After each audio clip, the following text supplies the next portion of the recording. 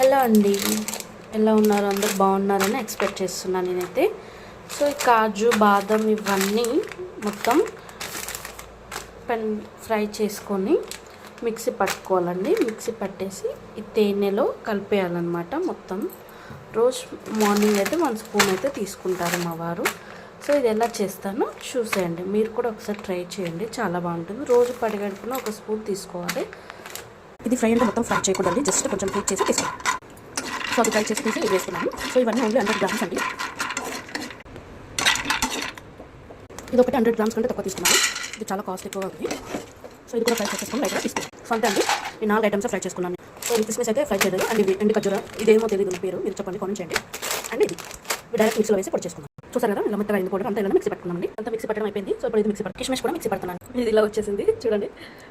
నాకు దీని పేరు తెలియదండి, కామెంట్ చేయండి మీకు తెలిస్తే. అంతా ఈ వీడియోలో పట్టలేదు, పట్టు కూడా వస్తుంది చూడండి.